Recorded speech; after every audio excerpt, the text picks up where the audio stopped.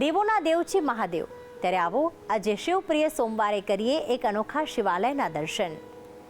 ખેડા જિલ્લાના ગળતેશ્વર તાલુકાના સેવાલિયા ગામે મહીસાગર નદીના કિનારે આવેલું છે દેવઘોડા મહાદેવનું અલૌકિક ધામ, કે જ્યાં મહાદેવની સાથે કાળ ભૈરવ દાદા અને હનુમાનજીની મૂર્તિ પણ બિરાજિત છે।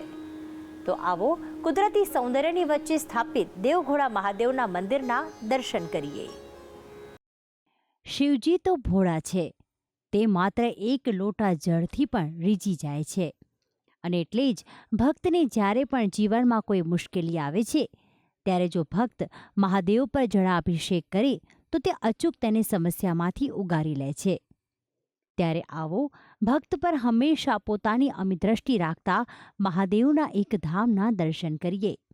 આ છે ખળખળ વહેતી મહીસાગર નદી અને તેના તટે આવેલ આ દેવઘોડા મહાદેવ, કે જ્યાં ભક્તો અપાર આસ્થા રાખે છે। ખેડા જિલ્લાના ગળતેશ્વર તાલુકાના સેવાલિયા ગામે બિરાજતા દેવઘોડા મહાદેવના ધામે દર સોમવારે ભક્તો મોટી સંખ્યામાં દર્શન કરવા ઉમટી પડે છે। આશરે 20,000ની વસ્તી ધરાવતા સેવાલિયા ગામમાં 1,000 વર્ષ જૂનું દેવઘોડા મહાદેવ આસ્થાનું કેન્દ્ર સમાન છે।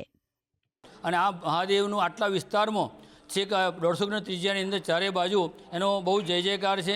અને દરેક ભક્તો અહીંયા સોમવાર, શનિવાર, પછી બુધવાર અને અમાસના દિવસે અહીંયા પોતાની મનોવાંછિત પૂર્ણ કરવા માટે, પોતાના દોષ નિવારણ કરવા માટે, વિધિ કરવા માટે સતત આવતા રહેતા હોય છે અને એ કામ પોતાનું સફળ થાય છે। માત્ર દર્શનની મનોકામના રાખે તો ભગવાન એનું કામ પૂર્ણ કરે છે। આ શિવાલયનું નામ સાંભળીને ચોક્કસથી આપને આશ્ચર્ય થશે, પરંતુ આ ધામના નામ પાછળ પણ એક પૌરાણિક કથા જોડાયેલી છે।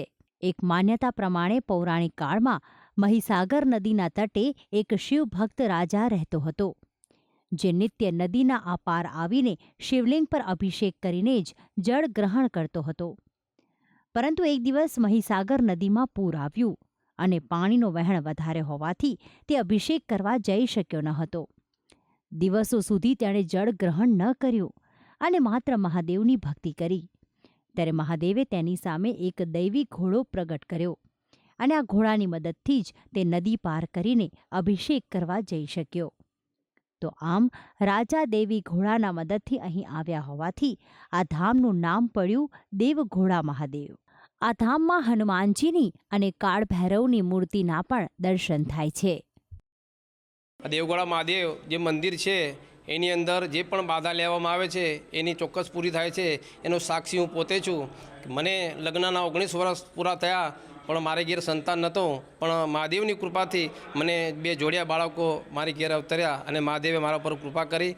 આ ધામની પાસે એક સ્મશાન ગૃહ પણ આવેલું છે અને સાથે નદી કિનારે આવેલું હોવાથી આ ધામમાં અનેક યજ્ઞ અને ગ્રહ શાંતિને લગતી અનેક વિધિ તથા કાલસર્પ યોગની વિધિ તથા ચાંડાલ યોગની વિધિ કરવા પણ લોકો દૂર દૂરથી ઉમટી પડે છે, જેથી જ આ ધામ ગુજરાતની સાથે અન્ય રાજ્યોમાં પણ પ્રસિદ્ધિ પામ્યું છે। દેવઘોડા મહાદેવમાં સવાર સાંજ મહાદેવની આરતી તથા જળાભિષેક કરીને બિલીપત્ર અર્પણ કરવામાં આવે છે। તો અહીં મહાશિવરાત્રિના દિવસે મહાઆરતીની સાથે ભંડારાનું પણ આયોજન કરવામાં આવે છે। આ ધામમાં શિવજીને પ્રિય એવા 11 જેટલા બિલીવૃક્ષ આવેલ છે, જેમાં એક બિલીવૃક્ષની તો ખાસિયત એ છે કે એક જ થડમાંથી બિલીપત્ર અને પીપળો ઉગી નીકળ્યા છે।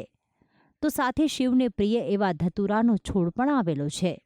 શ્રાવણ માસમાં જે પણ ભક્તો અહીં દર્શન કરવા આવે છે તે અહીંથી જ બિલીપત્ર તોડીને અને શિવલિંગ પર અર્પણ કરે છે। આ ધામમાં ભક્તોને શાંતિની અનુભૂતિ થાય છે, કારણ કે મહીસાગર નદીના કિનારે આવેલ આ ધામ પર આવીને પ્રકૃતિની સમીપ હોવાનો ભક્તો અનુભવ કરે છે। ભક્તિ સંદેશ, સંદેશ ન્યૂઝ, ખેડા।